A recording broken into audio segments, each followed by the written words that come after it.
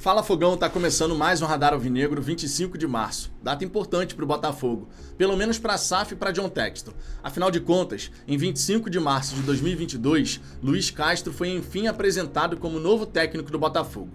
Depois de intensa disputa com o Corinthians e de ser aguardado por cerca de um mês e meio aqui no Brasil, até que seu trabalho lá no Catar à frente do Al Duhail terminasse. Trabalho esse que culminou com a conquista da Copa do Emir, que foi inclusive celebrado pelos torcedores botafoguenses. Afinal de contas, o treinador chegava confiante depois de uma conquista importante no seu último trabalho. Na ocasião da sua apresentação, John Textor, sócio majoritário da SAF, claro, estava presente. Castro, afinal de contas, era considerado seu sócio nesse projeto na construção de uma identidade de jogo, por ele próprio apelidado de Botafogo Way. E depois daquela coletiva inicial de Luiz Castro, das falas do treinador, tirando a parte que ele fala, se não estiver dando certo eu vou embora, é isso aí, porque isso realmente desagradou a galera, mas tirando essa parte, a torcida botafoguense saiu muito confiante daquela coletiva, acreditando de fato que diante dos nossos olhos havia um profissional que conseguiria êxito, que teria esse êxito na construção dessa identidade de jogo. Uma identidade de jogo que agrada a todo torcedor. Imagina o Botafogo jogar um futebol propositivo, impositivo, de pressão pós-perda, de posse de bola, de pisar na grande área do adversário constantemente. Qual torcedor não gostaria e não foi seduzido por essa ideia? A gente de fato acreditava que o Castro era a pessoa certa para desenvolver essa ideia. E claro, o Castro quando chegou, a gente precisa lembrar, chegou com várias promessas de John Textor, como por exemplo melhorar a infraestrutura, remontar o elenco do Botafogo e dar as condições ideais para que Luiz Castro pudesse enfim desenvolver a sua ideia de jogo, o seu trabalho. Mas isso não foi bem assim que aconteceu. E nesses 12 meses, a gente sabe, aconteceu coisa pra caramba. E por isso vale fazer uma mini retrospectiva aqui. Foi um período de muita oscilação. Talvez essa palavra defina, seja a palavra-chave para definir esse período de um ano do Castro à frente do Botafogo. Oscilação. A inconsistência que a gente viu em diversos momentos e aí por diversas razões que eu vou trazer aqui para a gente poder trocar uma ideia.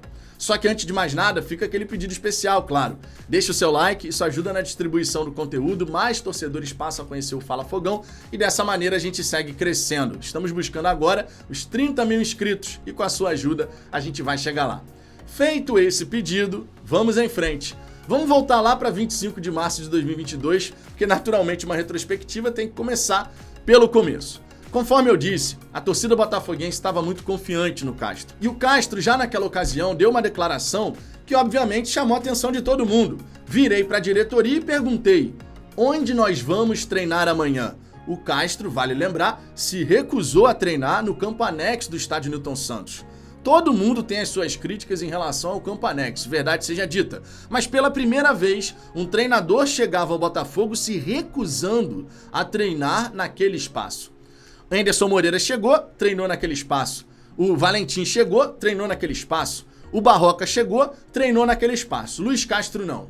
Um treinador que chegava diante de promessas do sócio majoritário da SAF. É verdade, os outros treinadores não passaram por isso. Mas Luiz Castro já deixava bem claro, preciso de excelentes condições ou pelo menos de melhores condições daquilo que o Botafogo tem hoje.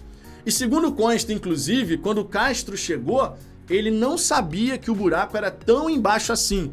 Foi falado, claro, que faltava estrutura ao Botafogo, que era necessário reconstruir o Botafogo em todos os âmbitos, em todas as áreas.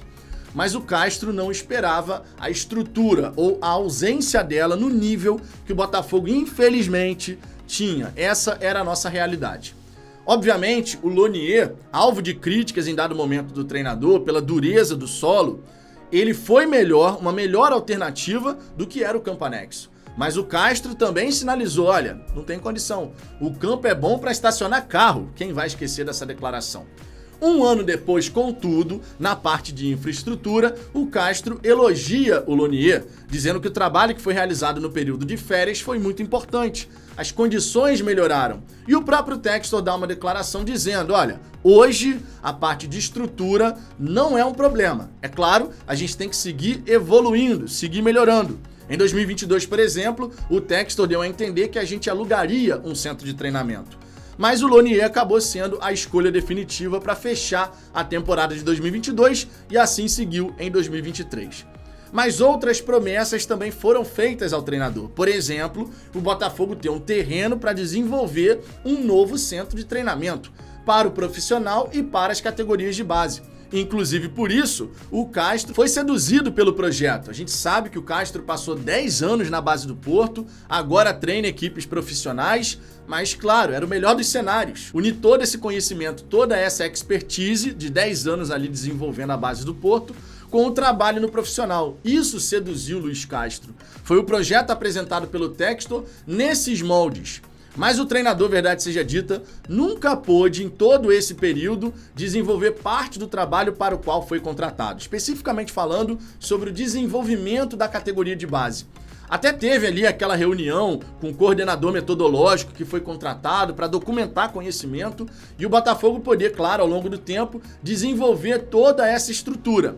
Mas o Castro acaba não participando em outras frentes que a gente imaginava ele poderia participar. Mas como a categoria de base do Botafogo fica muito distante do profissional, isso acaba não sendo possível. Agora, falando sobre a equipe profissional, o Castro, claro, para desenvolver a sua ideia de jogo, necessita de um dado material humano. E no começo do Campeonato Brasileiro de 2022, esse material humano não estava disponível. Majoritariamente, o nosso elenco era da segunda divisão. 10 contratações foram realizadas antes do começo do Campeonato Brasileiro do ano passado. E o Castro, logo de saída, tentou implementar a sua ideia de jogo, mas sem o material humano adequado, acabou não tendo êxito. A gente até teve alguns resultados interessantes no começo lá do Campeonato Brasileiro, mas quando entramos numa sequência ruim, aí a coisa ficou feia. Nunca é demais lembrar que o Botafogo teve uma sequência de 4 derrotas seguidas, começo de pedidos de fora Castro, aquela disputa, né, entre torcedores, fica Castro, fora Castro, fica Castro, fora Castro. E isso seguiu durante muito tempo, vocês lembram disso. O primeiro turno do Campeonato Brasileiro do ano passado foi um período bem difícil, de muito embate entre a torcida botafoguense.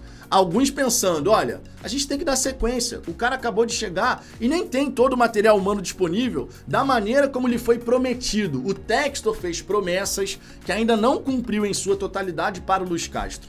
Já um outro grupo queria saber de resultado. Eu não quero saber se o Textor cumpriu ou não promessa com Castro, eu quero saber dos resultados do Botafogo. Muito da chateação, inclusive, por conta do desempenho no estádio Newton Santos. A torcida ia ao estádio Newton Santos e via uma derrota, e via um empate. Raras vitórias. Isso, claro, contribuiu para que a torcida ficasse muito irritada.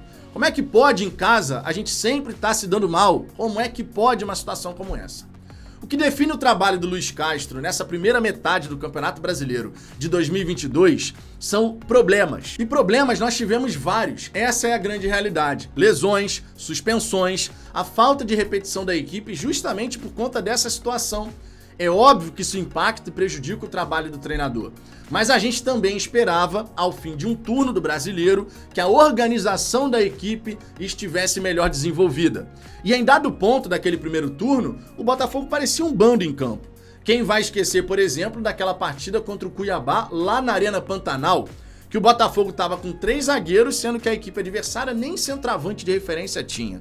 Isso chamou muito a atenção da galera. Mas a gente nunca pode esquecer que a gente está falando de futebol. E no jogo seguinte, diante da equipe do Atlético Mineiro, a organização começou a aparecer. E dessa forma, o próprio desempenho da equipe começou a melhorar.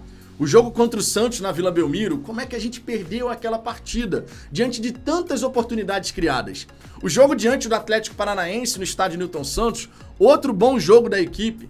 E a gente começou a ver a coisa se desenrolar de uma maneira diferente. A melhor qualidade do material humano disponível para o Castro no segundo turno do Campeonato Brasileiro, quando a gente vai jogando as partidas da segunda metade da competição, mostram que o material humano realmente estava fazendo a diferença.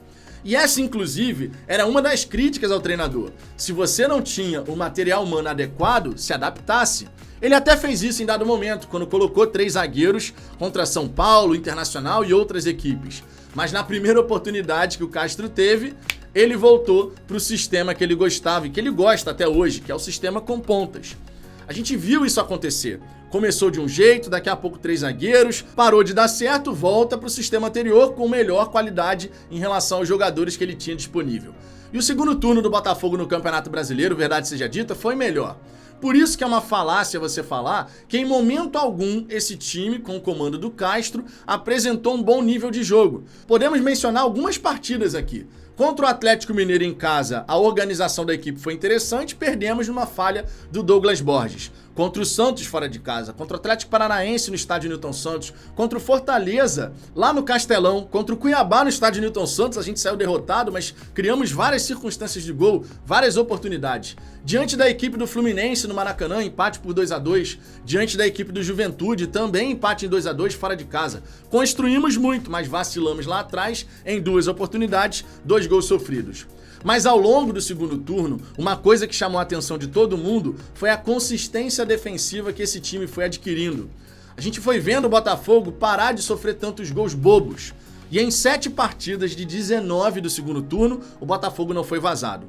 Então o Campeonato Brasileiro do ano passado, onde a gente chega na última rodada, dependendo só das nossas forças, para ir para a fase de grupos da Copa Libertadores, obviamente gerou aquela esperança e aquela expectativa que para 2023, enfim, o trabalho do Castro iria engrenar. A gente iria decolar e ver de fato o Castro e o Botafogo que a gente desejava, que a gente queria.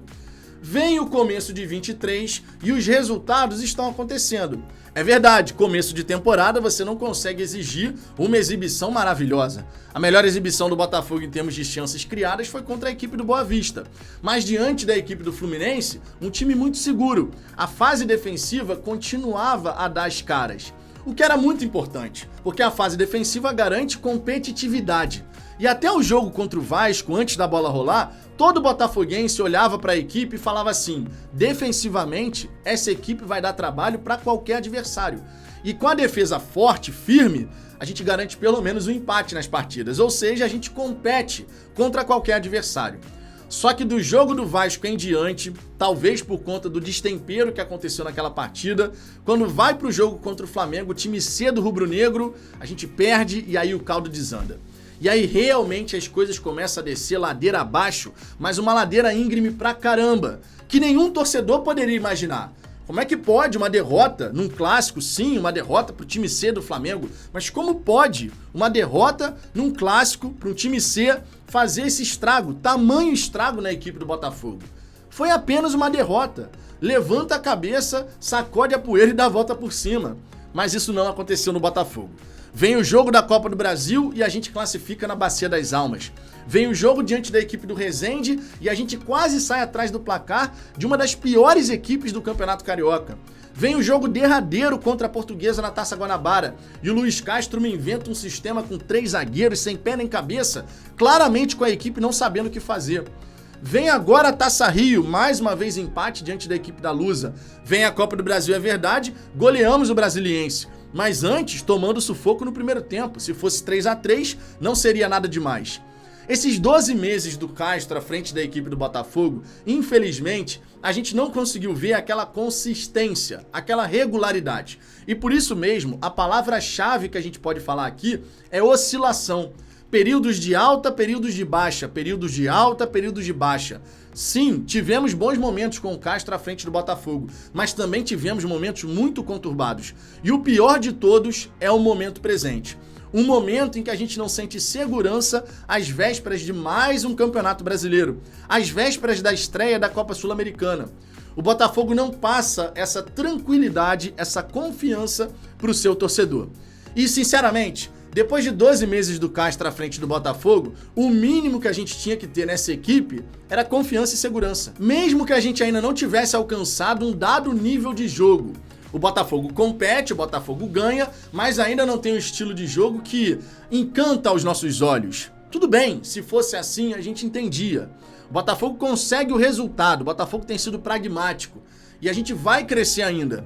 Mas será mesmo que a gente vai crescer?